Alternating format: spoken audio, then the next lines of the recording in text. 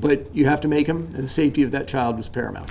The director of the Cincinnati Zoo stands behind the decision to shoot and kill a gorilla after a child gets into his exhibit. Good evening, everybody. It's a story that continues to have everybody talking about it. How could it happen? The death of Harambe the gorilla has sparked debate around the globe. Many are trying to play the blame game, criticizing both the parents and the zoo. But the head of the zoo says it did what it had to do to save the child's life. Local 12's Anjanette Levy is outside the zoo tonight with that and what the gorilla's former caretaker is saying. Anjanette? Well, Rob, Thane Maynard says that Harambe could crush a coconut with one hand. He used that as an example to describe just how strong the gorilla was and what could have happened to that 4-year-old boy had Harambe not been put down.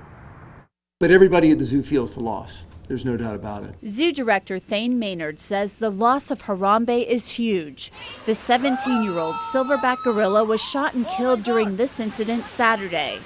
Maynard says video didn't show Harambe dragging the child by his ankle, his head hitting concrete. And people who question that, or are Monday morning quarterbacks or second guessers, don't understand that you can't take a risk with a silverback gorilla. They're very big, 3 times bigger than a man, 6 times stronger than that. This is a dangerous animal. Harambe had been at the Cincinnati Zoo for 3 years. His keepers nicknamed him Handsome Harambe.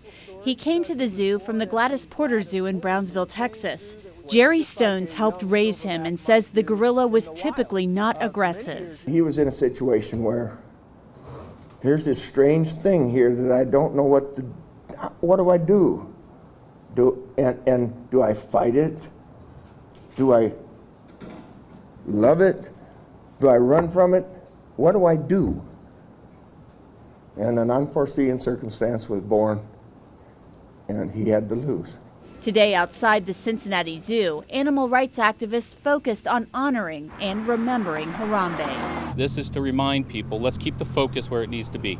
That situation between the parents and the zoo will sort itself out. All of us screaming about who is to blame is not going to fix problems. Meanwhile, some have questioned the safety of the barriers at the Cincinnati Zoo. Maynard says the zoo undergoes regular inspections, and the barriers have been in place for 38 years.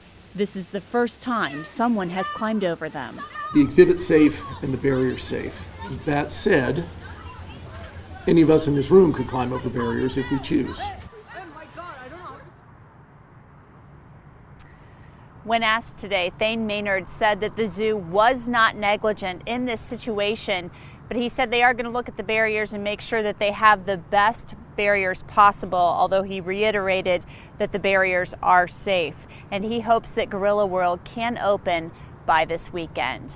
Reporting live from the Cincinnati Zoo in Avondale, Anjanette Levy, Local 12 News. Rob, back to you. Anjanette, the zoo itself is open, as I understand it. Is that true?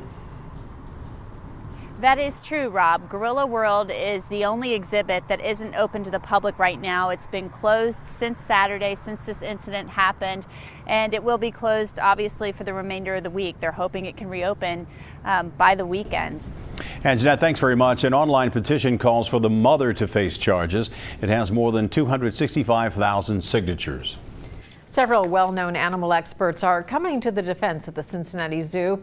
Jack Hanna says the gorilla's death was necessary and the zoo staff did the right thing in a no-win situation. We have to value the life of human beings as well as our animals. And it's a terrible decision, but it has to happen. You know, it's this gorilla was going to do something, I guarantee you. And you wouldn't want to sit there and watch that, would you?